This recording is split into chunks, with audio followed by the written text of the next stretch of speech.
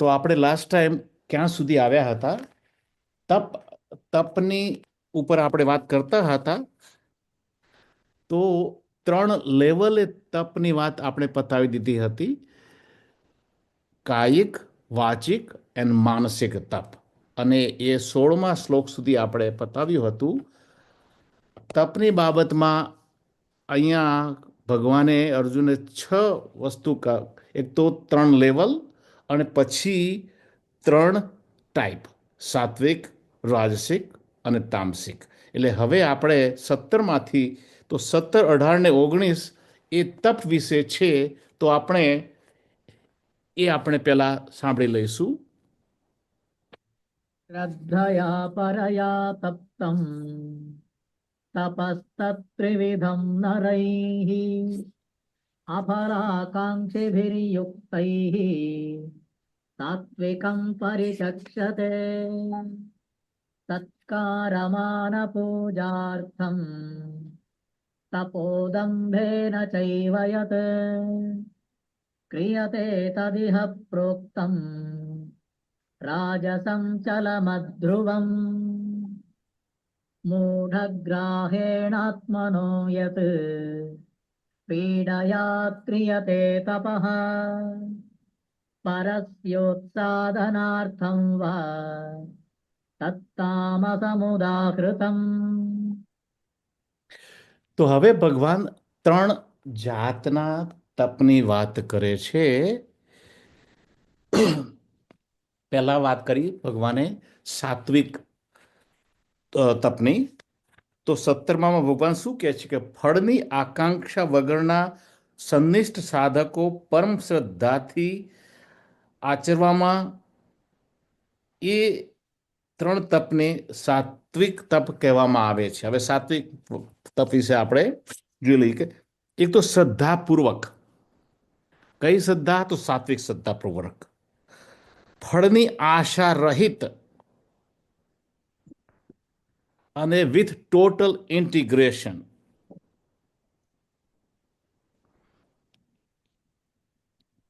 So actions with good intention. The integration of the personality is doing, and this is you do because you value it. So the સાત્વિક તપની હવે આ વાત કરી.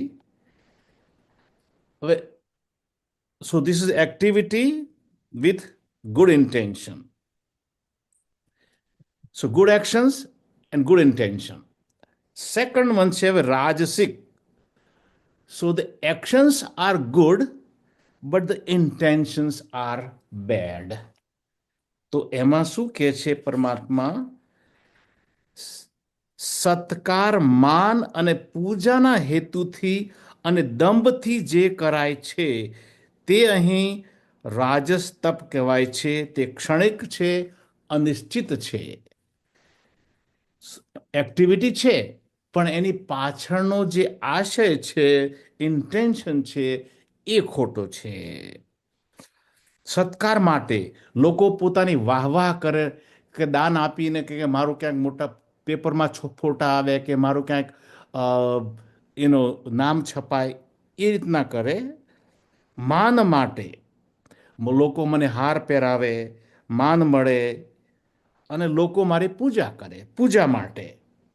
આ બધું જ છે એ કહે છે કે દંભ માટે છે, દેખાવ પૂરતું છે, એક અંદરથી ખોખરાપણું છે. આ ભાવરહિત કરેલું દાન છે, ખોટા ઈરાદાથી કરેલું દાન છે અને આનું પરિણામ ક્ષણિક અને અનિશ્ચિત હોય છે એવું પરમાત્માએ અહીંયા આગળ જણાવ્યું. ત્યાર પછી છેલ્લે પછી એમણે વાત કરી કે તામસિક તપ. તામસિક તપ કેવું છે? જે મૂઢતાપૂર્વક, હઠથી, જાતનું પીડન કરીને અથવા તો બીજાનું અનિષ્ટ કરવા માટે કરાય છે તે તપ તામસ કહેવાય છે.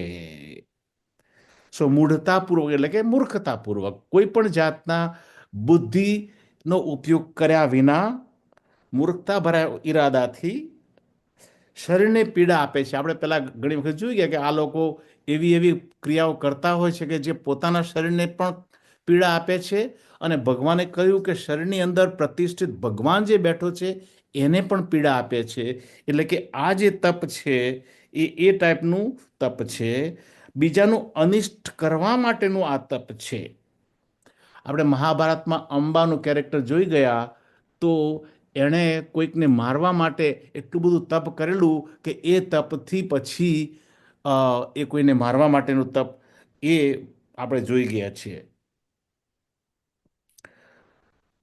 દ્રુપદે એક તપ કરેલું તો દ્રોણાચાર્યને હરાવવા માટે, એ પણ મહાભારતનો એક દાખલો આવે છે આની અંદર, કે જે ખૂબ જ તપ કરેલું પણ એની પાછળનો આશય, it was a bad intention.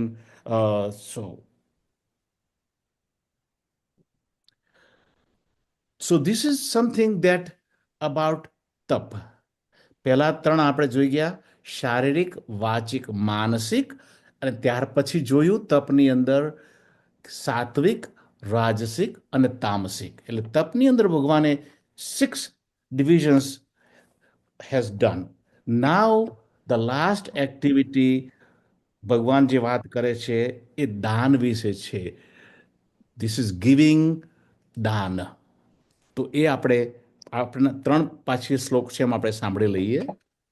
दातव्यमिति यद्दानम् दीयतेऽनुपकारिणे देशे काले च पात्रे च तद्दानं सात्विकं स्मृतम् यत्तु प्रत्युपकारार्थं फलमुद्दिश्य वा पुनः दीयते च परिक्लिष्टम् तद्दानं राजसंस्मृतम् आदेशकाले यद्दानम् अपात्रेभ्यश्च दीयते असत्कृतमवज्ञातम् तत्तामसमुदाहृतम्. હવે વાત આવી દાન વિશે. છેવટે આપણે થોડુંક એક ક્વિક સમરી લઈ લઈશું, પણ હવે દાન વિશે પણ ત્રણ ભગવાને કહ્યું છે કે સાત્વિક, રાજસિક અને તામસિક, અને એનો તફાવત ભગવાને અહીંયા આગળ સમજાવ્યો છે. તો પહેલા આપણે સાત્વિક દાનની વાત કરીશું. તો સાત્વિક દાનમાં ભગવાનનું શું કહેવું છે કે દાન કરવું એ કર્તવ્ય છે એવી ભાવનાથી યોગ્ય સમયે, યોગ્ય દેશમાં અને યોગ્ય પાત્રને કોઈ પણ જાતના રીઠણ વગર, પ્રત્યુપકારની આશા વગર જે કરવામાં આવે છે તેને સાત્વિક દાન કહેવામાં આવે છે. તો અહીંયા શું કહે છે ભગવાન? આપવું એક કર્તવ્ય છે એ ભાવ. દાનત્વમાં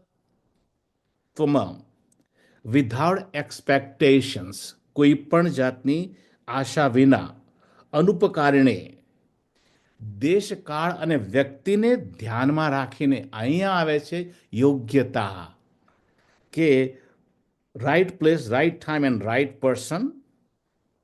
ભક્તિની અંદર દાનની મહત્તા ખૂબ ગણવામાં આવી છે કે શા માટે આપવું. જે નથી આપતો તે સ્વાર્થમય જીવન જીવે છે એવું કહેવામાં આવે છે. આવો માણસ પોતાની જરૂરિયાત માટે પૈસાને ખૂબ જ મહત્વ આપે છે, અને એ પોતાનો જે કમાણી છે એને પોતાના સુખ અને આનંદ માટે વાપરે છે.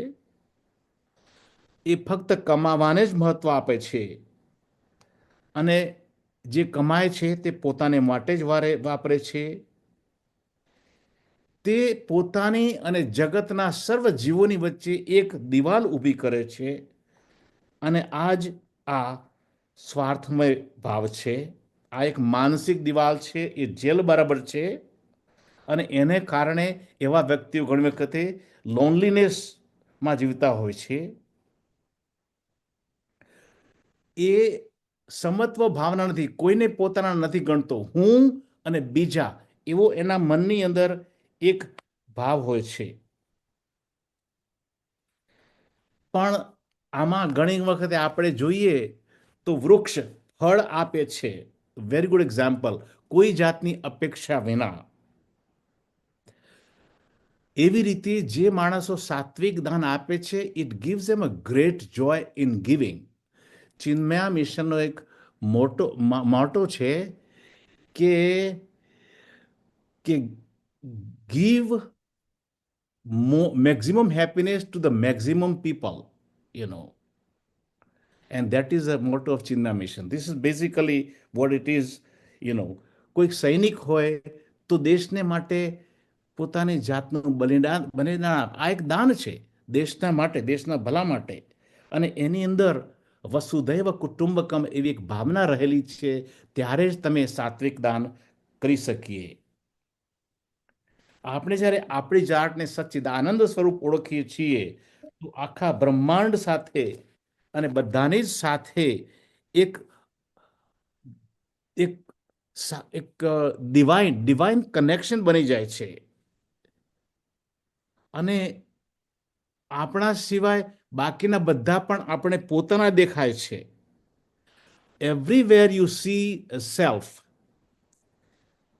અને એને કારણે આપણા કરતાં કોઈની પાસે ઓછું હોય, કોઈ દુઃખી હોય તો એને આપવાની એક ભાવના જન્મે છે. બીજાનું દુઃખ, બીજાની ગરીબી એ પોતાનું લાગે છે, ત્યારે જ આ આપવાની ઈચ્છા થાય છે. આને કારણે એક વિશાળતાનો ભાવ જન્મે છે અને એક પેલું જે કે નાનાપણાનો જે ભાવ છે એ ઓછો થઈ જાય છે. એવું કહે છે કે શરીર શુદ્ધિ માટે સ્નાન,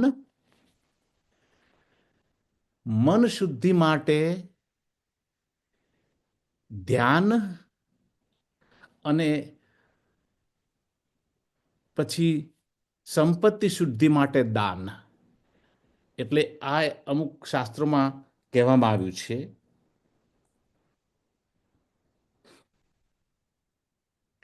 We must give with the attitude of gratitude.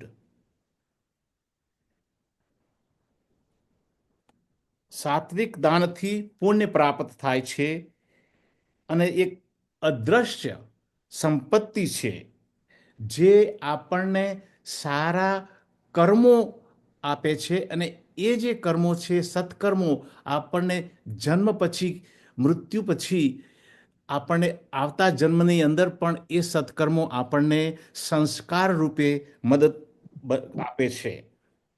સો એવું કહે છે કે વી મસ્ટ ડેફિનેટલી ગીવ દાન.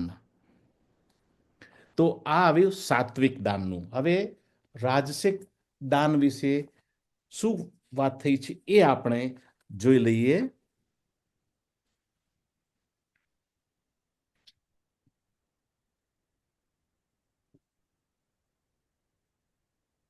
તો જે પ્રત્યુપકારના, બીજાના ઉપકારના હેતુથી, પોતાના ઉપકારના હેતુથી અથવા તો ફળને ધ્યાનમાં રાખીને અનિચ્છાએ જે દાન કરે છે તેને રાજસિક દાન કહેવામાં આવે છે. એમાં તો બે વસ્તુ આપણે ખાસ કરીને આવી ગઈ કે પ્રત્યુપકારણ, ગણતરીથી, પોતાની ગણતરી એવી હોય કે આ દાન કરવાથી મને શું મળશે એવી આશા, પોતાને માન મળશે, પોતાને ન્યૂઝપેપરમાં ફોટો આવશે, જે કંઈક, એટલે માન માટે કરવામાં આવે છે. અને આમાં ખરેખર તો એક ધંધાકીય વસ્તુ પછી બની જાય છે. અને બીજું, પરિક્લિષ્ટમ, અનિચ્છાએ પોતાને કષ્ટ પમાડે છે એ દાન આપે છે, પણ એની ઈચ્છા વગરનું દાન હોય છે. Great hesitation in giving. રાજસિક માણસ માટે છે તો સંપત્તિ એ જ સર્વસ્વ છે, એ જ એની સત્તા છે, એ જ એનો માન મોભો છે.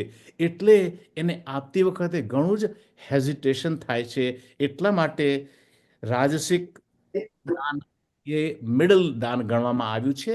અને ત્યાર પછી આવે છે તો તામસિક દાન.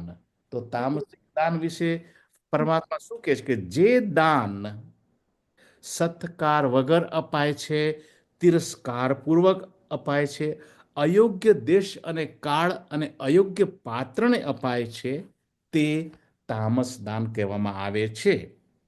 હું સિમ્પલી આ તો સમજાવ્યું છે પરમાત્માએ કે રોંગ પ્લેસ એન્ડ ટાઈમ,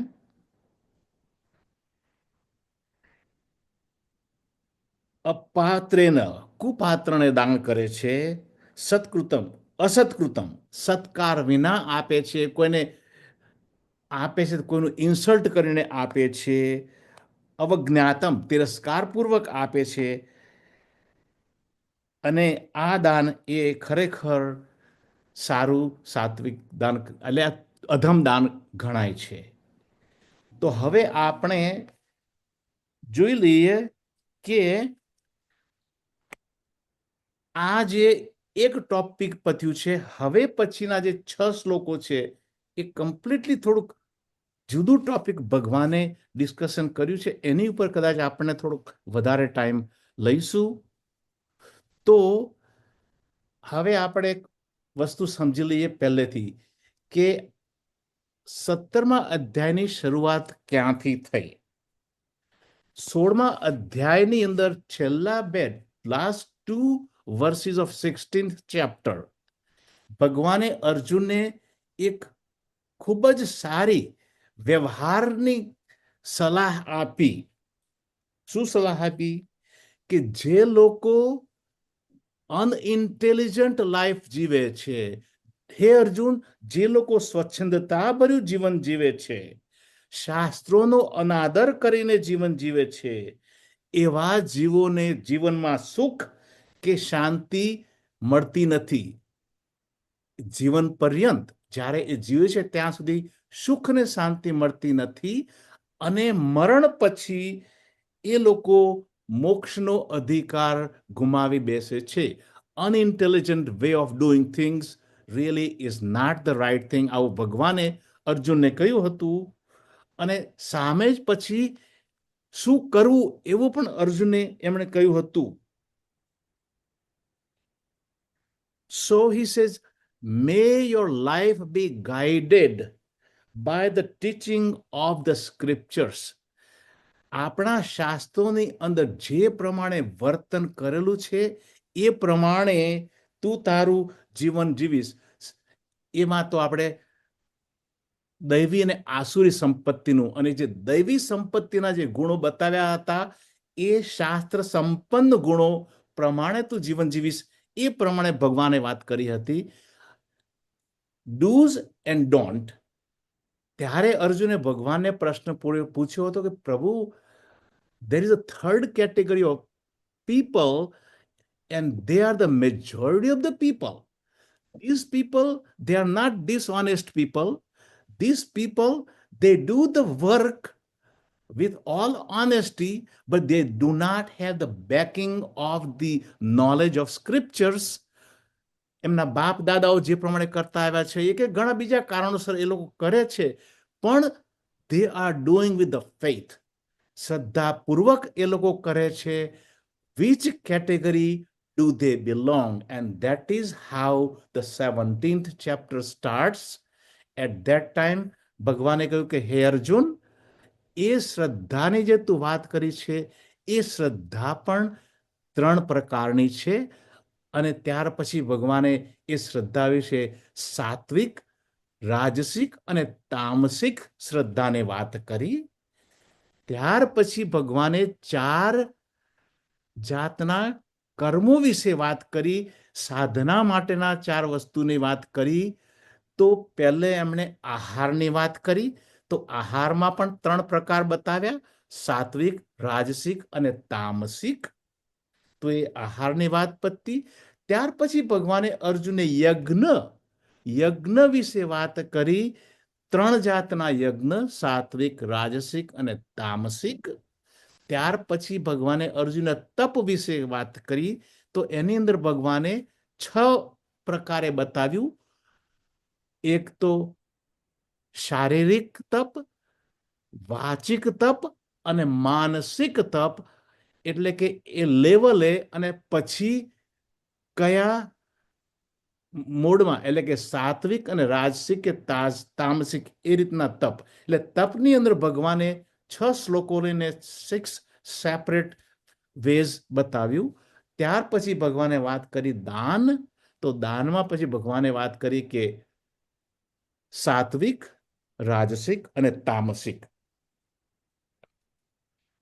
તો શાસ્ત્રોના આધારે જીવન જીવવાની મહત્તા અર્જુનને સમજાવી અને ત્યાર પછી અર્જુનનો જે પ્રશ્ન હતો એના કારણે આખું 17 ચેપ્ટરનું અત્યાર સુધીનું આપણું ડિસ્કશન આવી ગયું.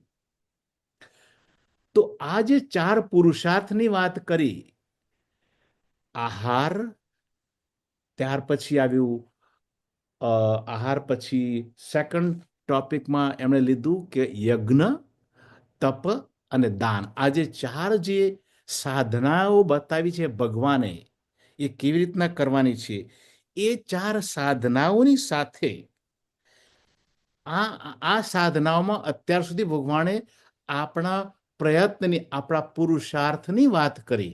પણ ભગવાન કહે છે પણ કોઈ પણ સાધના પૂર્ણ ત્યારે થાય કે તમારા પુરુષાર્થની સાથે પરમાત્માની કૃપા, the grace of God is added with your work, then your sadhana is completed. આધ્યાત્મિક સાધનામાં પુરુષાર્થની સાથે સાથે, પુરુષાર્થ ઇઝ સેલ્ફ એફર્ટ, ભગવાનની કૃપા, the grace of God is very important.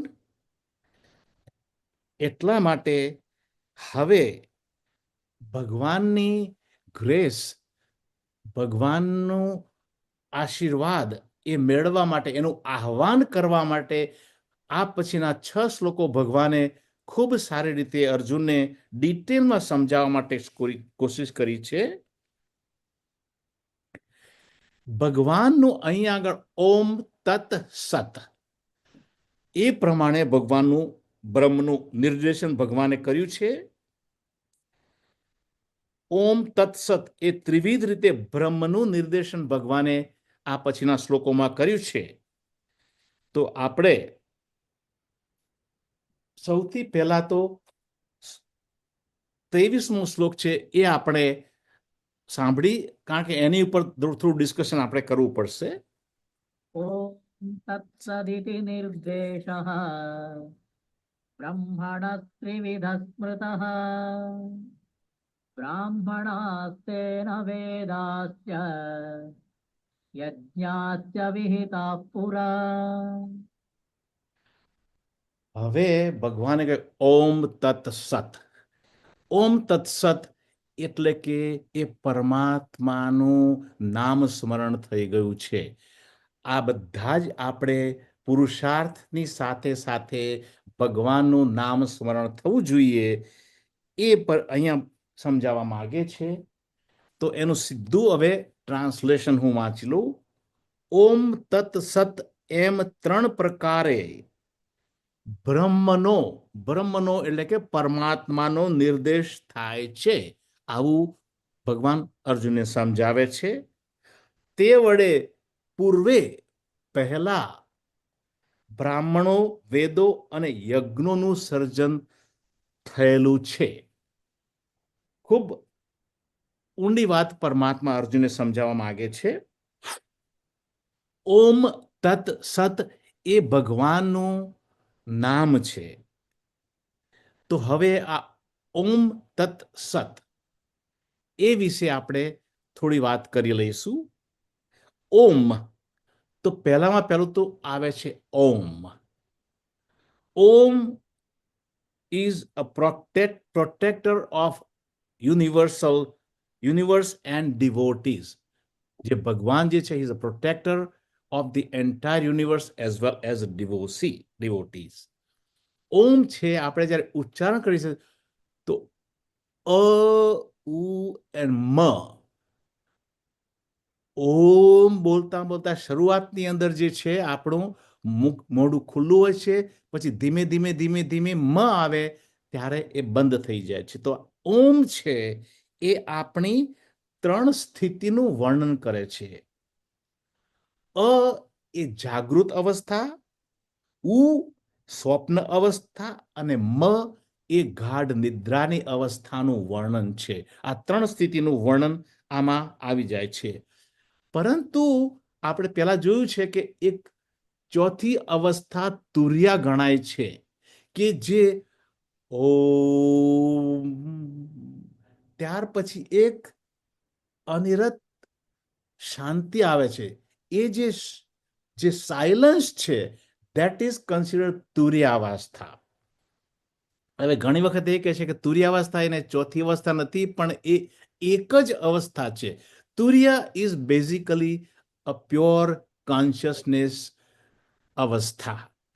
A તુર્ય pure કોન્શિયસનેસની અંદર જ જાગૃત, સ્વપ્ન અને ગાઢ નિદ્રા એ ત્રણ રહેલા છે.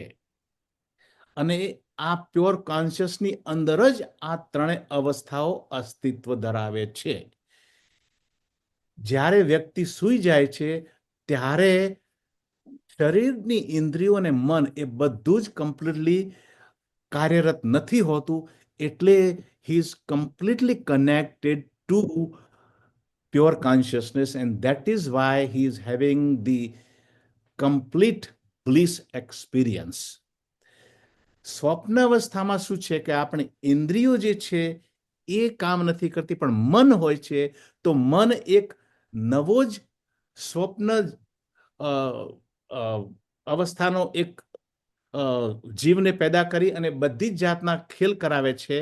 એટલે કે સ્વપ્ન અવસ્થા હોય છે કે જે જાગતાની સાથે જે સ્વપ્ન અવસ્થામાં આપણે બધું જાણ્યું હતું એ બધું જ ઇરેઝ થઈ જાય છે અને ખોટું છે એવો ખ્યાલ આવે છે. અને જાગૃત અવસ્થામાં તો આપણે જે જગતનું આપણે જે જોઈ રહ્યા છીએ એની વાત આવે છે. એટલે ઓમ ઇઝ અ સગુણ બ્રહ્મ.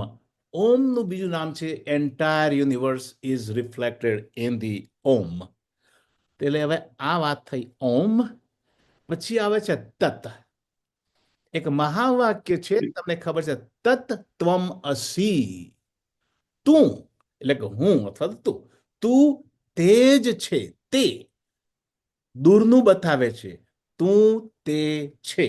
આ એક મહાવાક્ય છે. That thou art. હવે તે તત્ની અંદર બતાવે છે તે. તે એટલે કે તે અને આ આપણે જે આ કહીએ છીએ કે જે આપણી ઇન્દ્રિયોથી આપણે જાણી શકાય છે, સાંભળી શકાય છે, જોઈ શકાય છે, એને આ કહેવામાં આવે છે. જે ઇન્દ્રિયોના જાણવાથી બિયોન્ડ છે, that is called tat or that. So that is કે જે જ્ઞાનેન્દ્રિયો અથવા તો મનના અનુભવથી શક્ય નથી. જે વસ્તુ અનુભવાય છે ઇઝ ધીસ. જે ઇન્દ્રિયો દ્વારા નથી અનુભવાતું એ that. So that is in that sense કે જે ઇન્દ્રિયોના જ્ઞાનની બિયાન્ડ છે, પરે છે. અનધર થિંગ ઇઝ તે. That is the cause of all the effect. આ જગત જે છે, જગતની અંદર જે પણ કંઈ દેખાય છે, that is an effect of something. So what is the substratum? What is the root cause of what is visible? And that is defined as tat. જે દેખાય છે તે ઇફેક્ટ છે, અને જે ઇફેક્ટનું કોઝ જે છે, that is considered that. That is also the substratum of this universe that is remaining unchanging. અપરિવર્તનશીલ જે વસ્તુ છે એ તત્ના નામે ઓળખવામાં આવી છે. That is also denotes far away. It's also question of distance. Why is it sounds far away? તો જેનું મન અશુદ્ધ છે તેને માટે ભગવાન બહુ જ દૂર છે, પણ જેનું મન વિશુદ્ધ, જેનું મન શુદ્ધ છે, જેનું મન વિશુદ્ધ છે તેને માટે ભગવાન નજીકમાંથી નજીક છે. એકચ્યુઅલી તેની અંદર ભગવાન છે, residing as a self within the individual. Your own self is Bhagwan. So but this is talking about the mind that is impure. For them, it is tat. So Om Tat, now comes the Sat. The Sat is the ultimate truth, the ultimate reality. Sat is also existence. If you talk about a table, chair, so those are the names. The Sat is wood. So wood is on the basis of which all the other furniture exists. So that is the Sat. You can never remove the Sat from the existence. And that is why, because it is the cause of the existence of whatever we are describing. So the Sat can never be Asat. The existence is always, જેના અસ્તિત્વથી આખું જગત અસ્તિત્વ મેળવે છે, that is only Almighty Lord, and that is Sat. This entire universe, we see the universe, but that is a borrowed existence from God. So whatever we see in this universe, it is a borrowed existence from God. If you are standing near a seashore and if you see a wave that has a name, then you see a bubble, you see a froth. That does not have a separate existence. The existence of a wave, the bubble, the froth is water, ocean. So that is a Sat. That water always exists, whether the wave exists, whether the bubble exists, or a froth exists, or does not exist. But the water will always be there. So આ ઓમ તત સત, એના વિશે હવે ભગવાને વાત કરી.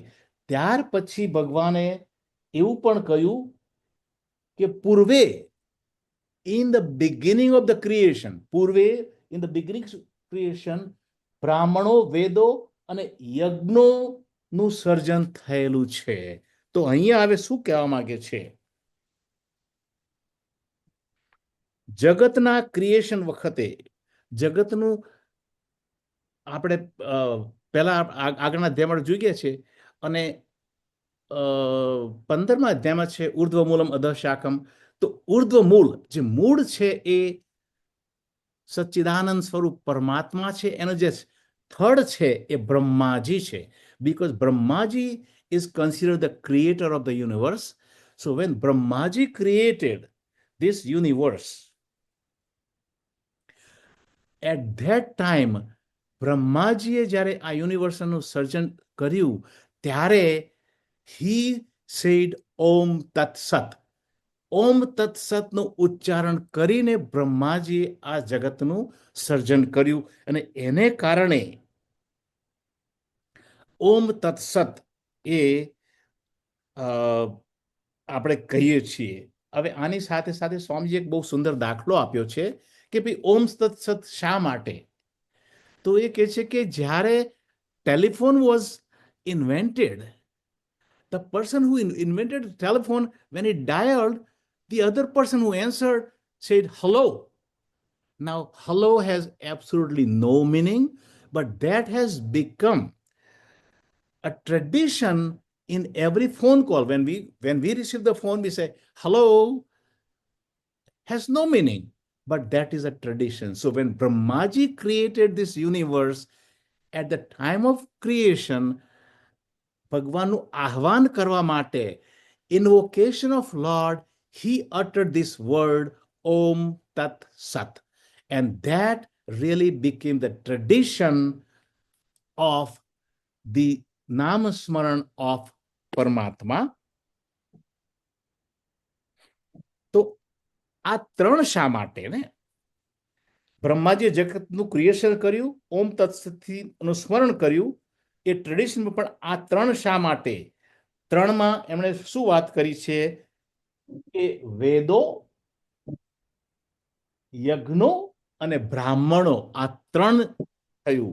તો વેદો, તો બ્રહ્માજીએ જે જગતનું સર્જન કર્યું એમાં ત્રણ વસ્તુ એને મુખ્ય ગણી. એ ત્રણ વસ્તુના પાયા ઉપર આખું જગત ટકી રહે છે. એટલા માટે વેદો શું છે? તો Vedas are considered the manual.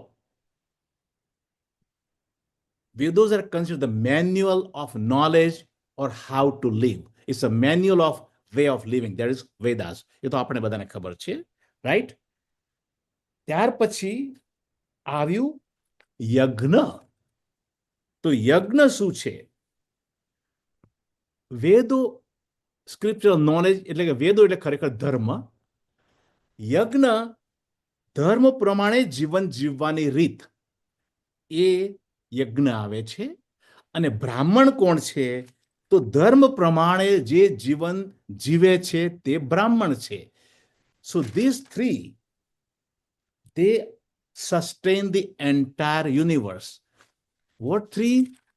Vedas, the scripture, dharma described in the Vedas, then the activity, that means the lifestyle, that is yajna, and then the people, the sattvic people who live the life according to what is described in the Vedas, and that is બ્રાહ્મણ. આ બ્રાહ્મણ એ કોઈ વ્યક્તિ નથી, હરિજન હોય, પણ જો એ સાત્વિક બ્રાહ્મણનું જીવન જીવતો હોય તો એ બ્રાહ્મણ છે. જો બ્રાહ્મણ હોય અને જો સાત્વિક જીવન ન જીવતો હોય તો એ બ્રાહ્મણમાં ન ગણાય. તો છે વેદો જે ધર્મ છે, એક તો પહેલામાં પહેલું બતાવ્યું શું છે? આદર્શ, જીવનનો આદર્શ શું હોવો જોઈએ, જીવન જીવવા માટેનો રસ્તો બતાવ્યો. યજ્ઞ છે એ જીવન જીવવા માટેની રીત, કેવી રીતે જીવન જીવવું જોઈએ એટલે કે જીવન જીવવા માટેનો રસ્તો બતાવ્યો. અને બ્રાહ્મણ એ ધર્મના રસ્તે ચાલનાર વ્યક્તિ. આની વસ્તુ, આ ત્રણ વસ્તુ એમણે બતાવી છે. તો આપણે વાત કરી કે વેદો is a manual of knowledge. ત્યાર પછી આવે યજ્ઞ.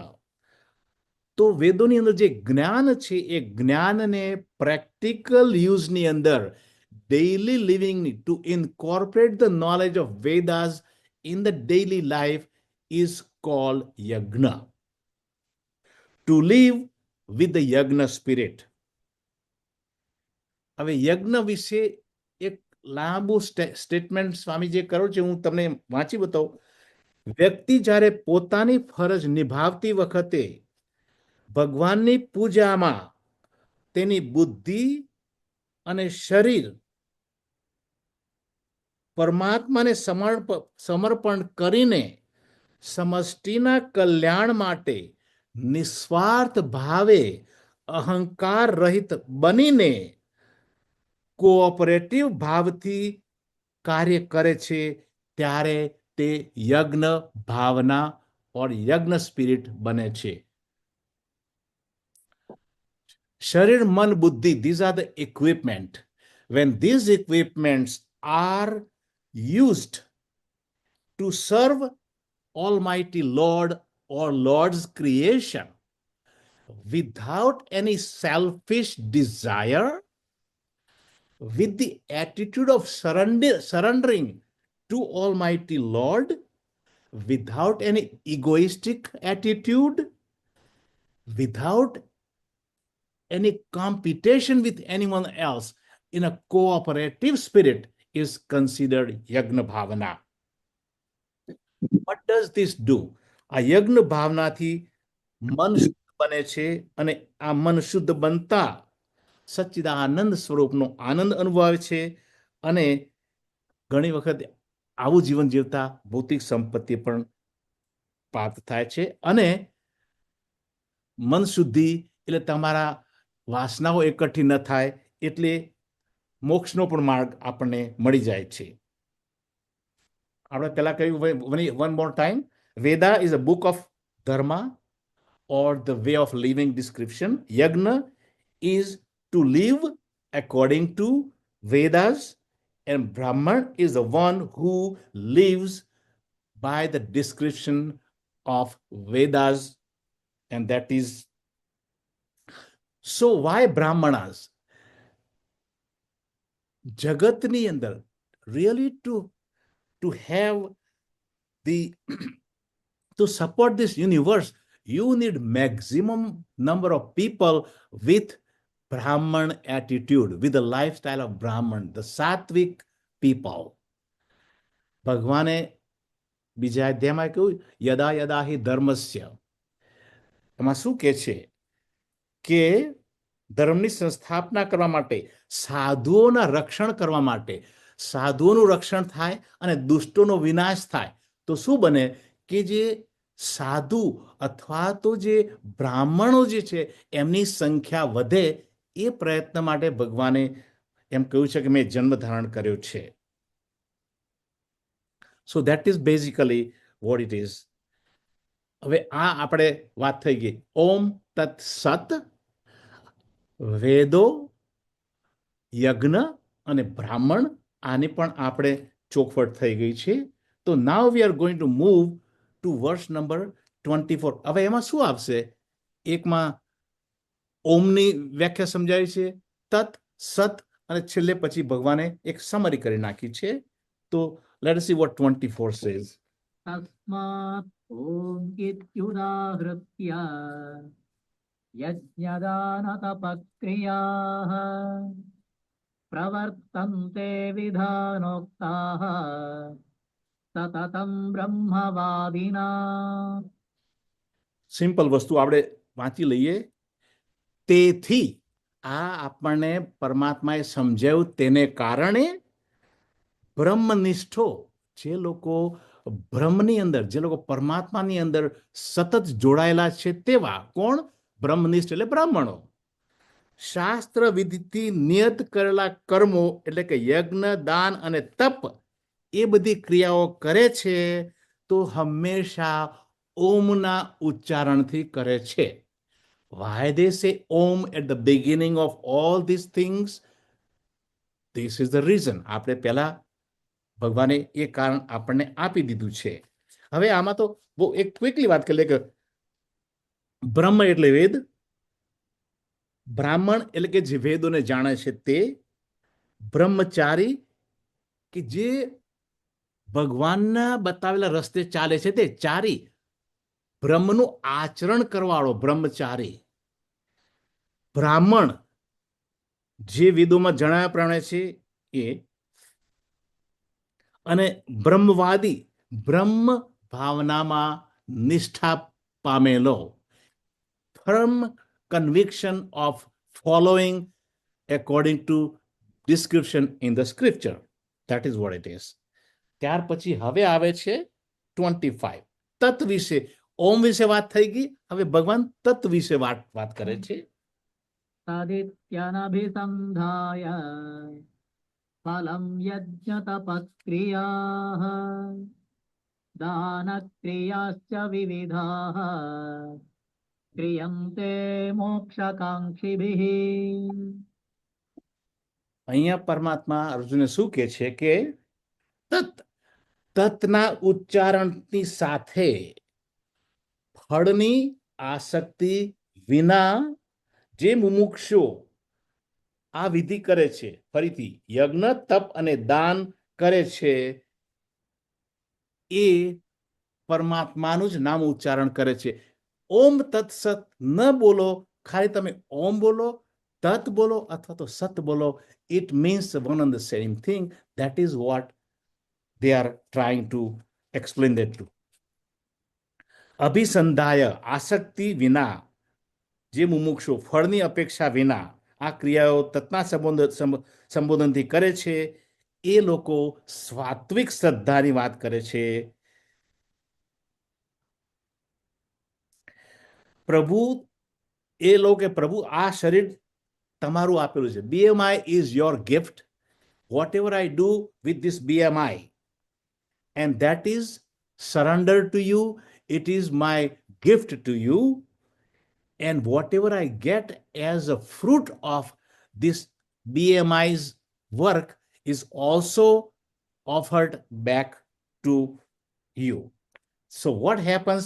હવે here કર્તૃત્વ ભાવ આપણે છોડી દીધો. હું કરતા નથી, કારણ કે પરમાત્મા તમે કરતા છો. શરીર, મન, બુદ્ધિ તમે આપ્યા છે, એનાથી હું કર્મ કરું છું, એટલે કર્તૃત્વ ભાવ છૂટી ગયો. ત્યાર પછી કે જે મને ફ્રૂટ્સ મળે છે એ કર્મ કરવા જે કંઈ મને મળે છે, the fruits of my action are also given back to you. So then there is no bhoktutva bhav. I am not the enjoyer of the fruits of my action. When there is no bhoktutva bhav, that is a true karma yogi. That is something that what is called burns all the vasanas or sanskaras. So for that person, there is no punarjanma. And that person is liberated while living. That is basically કર્તૃત્વ ભાવ અને ભોક્તૃત્વ ભાવ completely. The doership and the enjoyership is completely abolished. And that is true કર્મ યોગી. હવે 26 ને 27 જે છે એ સત ઉપર વાત કરે છે.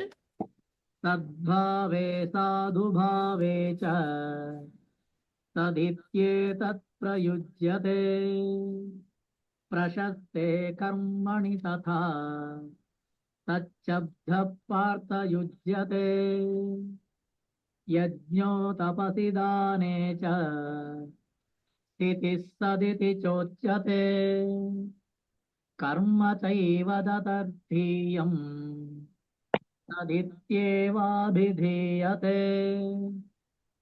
તો હવે આ બેમાં ભગવાને સત વિશે વાત કરી છે. ઓમની વાત થઈ ગઈ, તત, હવે સતની વાત કરે છે.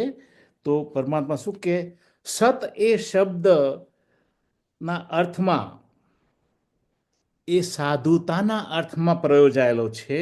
માટે હે પાર્થ, પ્રશંસાપાત્ર કર્મમાં સત શબ્દનો ઉપયોગ થાય છે, તથા યજ્ઞ, તપ અને દાનમાં જે સાત્વિક શ્રદ્ધા અને નિષ્ઠા છે એને સત કહેવાય છે.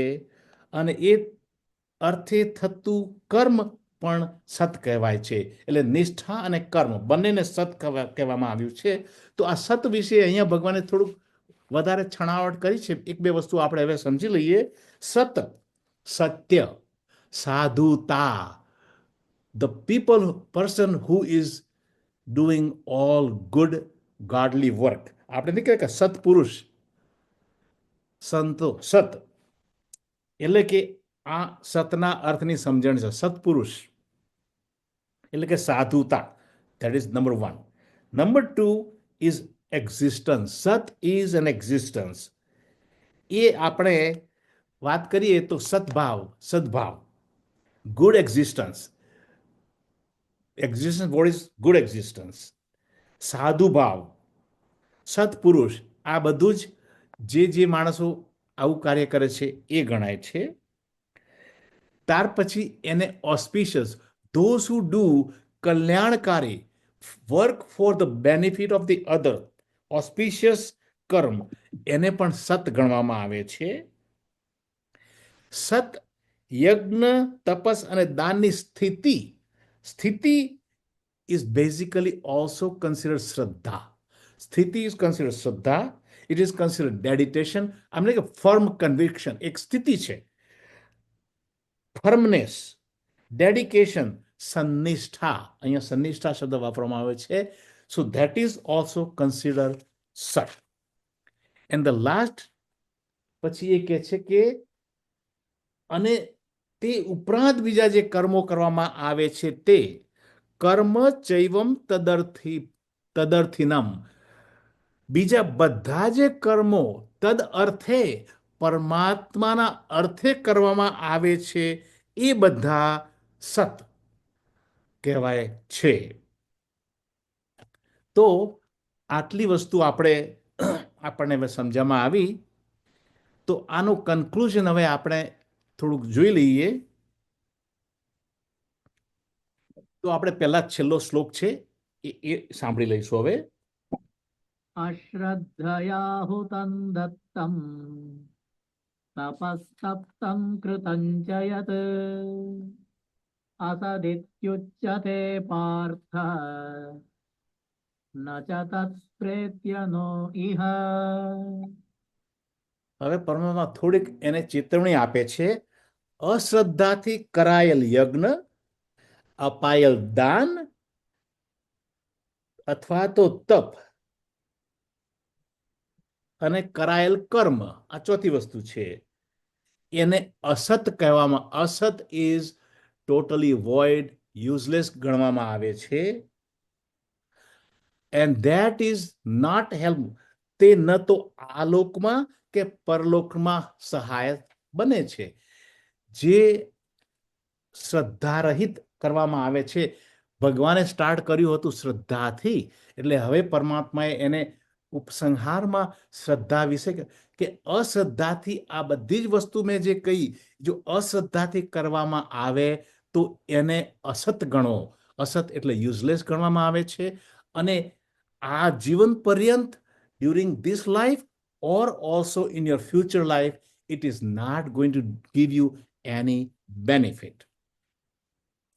તો ટૂંકમાં સાધનાની સાથે સાથે ભગવાનનું નામ સ્મરણ એ ખૂબ જ જરૂરી છે. અહીંયા ભગવાનનું જે આપણે જે સ્વરૂપ જોયું, તો એ સ્વરૂપ, અને આપણે આગળ પણ ભગવાને કહ્યું હતું કે જે વ્યક્ત અને અવ્યક્ત જેની વાત છે, તો આમાં જે ભગવાનની જે વાત કરી એ ઓમ તત્સત એની વાત કરી. પણ એની એ ઉપરાંત પણ આપણી શ્રદ્ધા પ્રમાણે આપણે રામ, કૃષ્ણ, ગમે તે ભગવાનનું નામ સ્મરણ આપણે કરી શકીએ. તો ગમે તે રીતે ભગવાનનું આહ્વાન કરવું જરૂરી છે.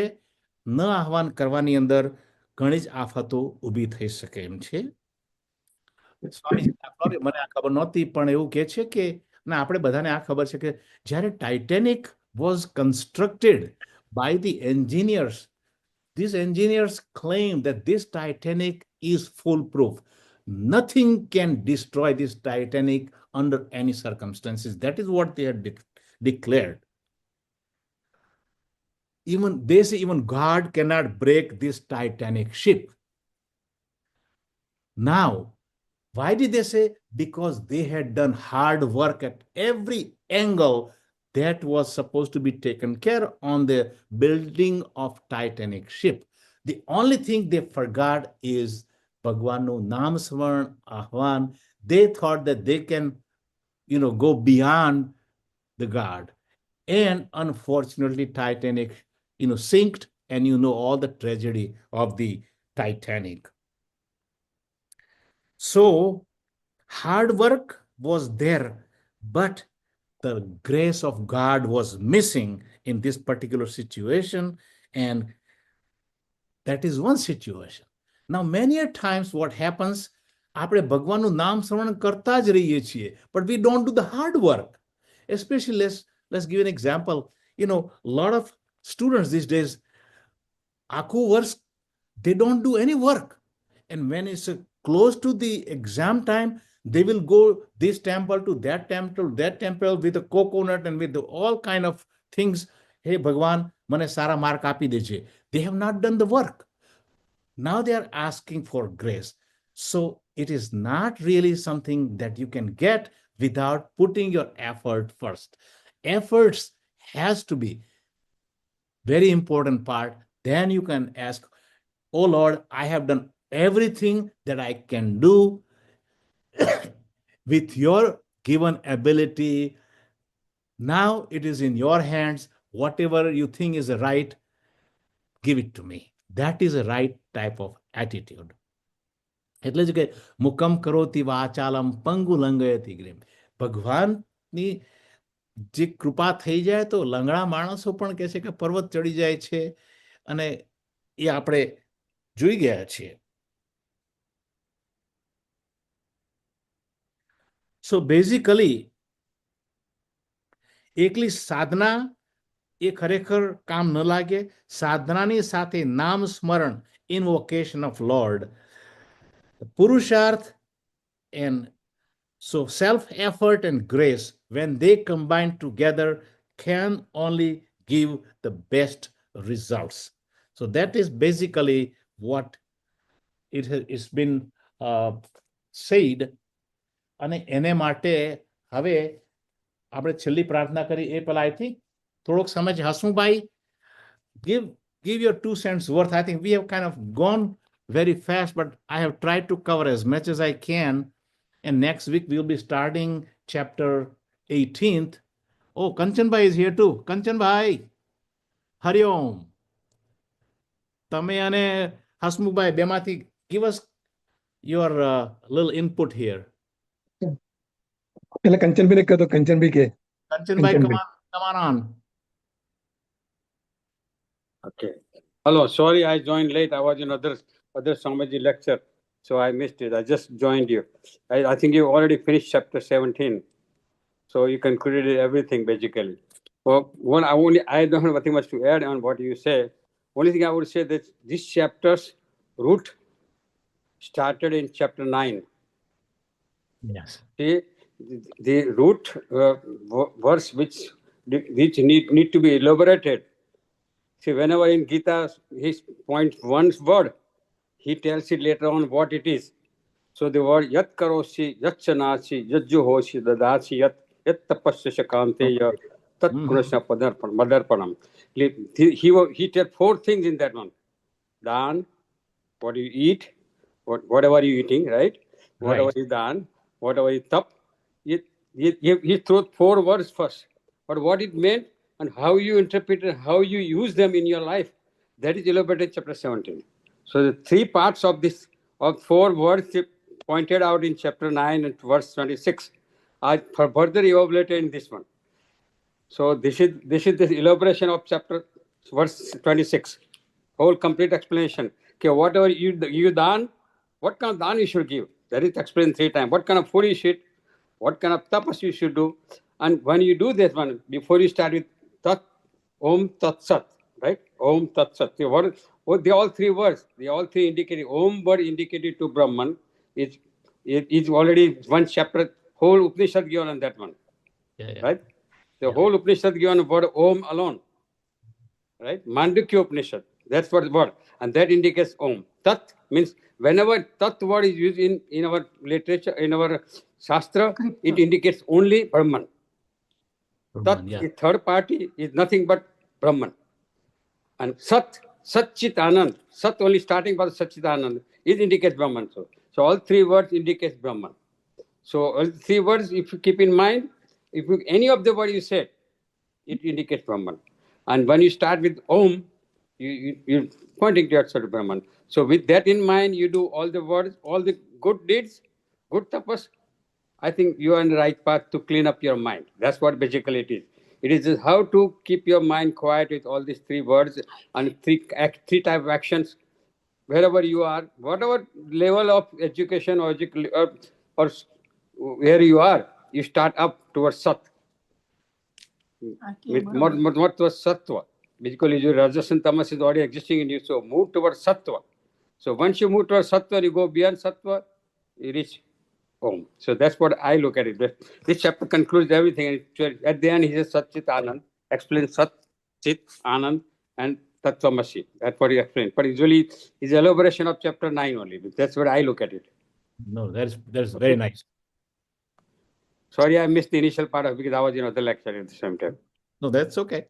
But it's good that you come in whenever you find time and give your your opinion on this thing, because we are always looking forward to somebody who can also guide us.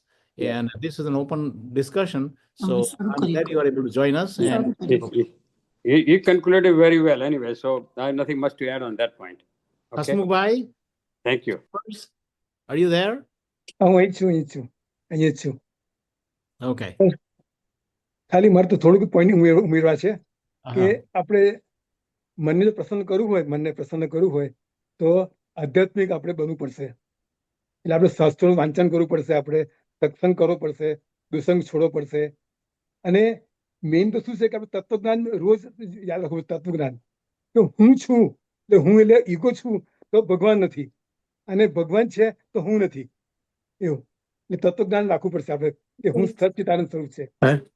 તે માટે પહેલા શું કરવું પડશે? આપણે પહેલા કે ભગવાને ગીતામાં કહ્યું છે 15મા અધ્યાયમાં 7મા શ્લોકમાં કે મેં વાંશો જીવલોકે જીવભૂત સનાતન, હું ભગવાનનો અંશ છું. રામાયણમાં અમને કહે છે, રામાયણ ઈશ્વર અંશ જીવ અવિનાશી, એટલે હું અંશ છું, એટલે ભગવાનનો હું અંશ છું, એટલે ભગવાનનો હું દાસ છું. એટલે you have to start from the das, અને દાસ ભક્તિ કરવી પડશે. અને ભગવાન આપણે ખુશ રાખવા પડશે. અને એના માટે ગીતાના 8મા અધ્યાયમાં 7મો શ્લોક કહે છે કે તમ તસ્માત સર્વેષુ કાલેષુ મમનું સ્મરમ, તું દરેક ક્ષણે મારું સ્મરણ કર. તમે જેમ કહ્યું છે એટલે કે તું મારું સ્મરણ કર, તો આપણું મન પ્રસન્ન રહેશે. બસ આટલું જ કહેવું તું મારે. જય શ્રી કૃષ્ણ. જય શ્રી કૃષ્ણ, જય શ્રી કૃષ્ણ. સો અગેન આપણે આ જે ચેપ્ટર પતાવીએ છીએ તો એના અનુસંધાનમાં આ એક છેલ્લો આપણો જે પ્રાર્થનાનો જે શ્લોક આપણે લઈએ છીએ, same exact thing is said, કાયેન વાચા મનસેન્દ્રિયર્વા બુદ્ધ્યાત્મના વા પ્રકૃતિ સ્વભાવાત કરોમિ યત્યત સત્કમ પરસ્મૈ નારાયણ એતિ સમર્પયામી. હું whatever I do with my body, mind, my indriyas, whatever I do with my heart or my, it says, swabhav is my, actually my my vasanas, that is what swabhav is, actually our inclination. Even with that, whatever I do, I offer it to you, O Lord, and that is basically offering at the lotus feet of Lord. It's a very, very nice way of saying everything is offered to Almighty Lord. So next time, basically આપણે પહેલા પણ વાત કરી કે these are all the philosophical aspect of Bhagavad Gita ends with chapter 15th. Then 16, 17, and 18 is basically a vyavaharik, how to apply this philosophical knowledge in day-to-day living. So this is what Paramatma is now trying to teach Arjuna, because at the end of the day, Paramatma wants Arjuna to perform his swadharma, and that is for him to fight this war, but not without the full knowledge of who he is and why he has to fight this particular war, and that is what is so important. So now we will be starting chapter 18th. In the beginning, chapters 2 was actually a complete summary of Bhagavad Gita. In this chapter 2, Bhagavan told Arjuna what he's going to do into the entire Bhagavad Gita, which he discussed. Now in chapter 18, looking backward, whatever has been discussed in all the 17 chapter, Bhagavan is going to summarize little by little everything that he has said in chapter 18. So I think starting next Wednesday, we will be entering another very beautiful and one of the longest chapter of Bhagavad Gita. And I hope we all can continue our satsang. Tonight, I think it's all done. So we will say, Jai Shri Krishna. Jai Shri Krishna, and everybody, Good night. Good night. See Jai you Shri Krishna. next Wednesday.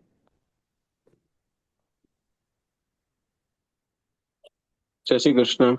Jai Shri Krishna. Jai Shri Krishna, Jai Shri Krishna. Jai Shri Krishna.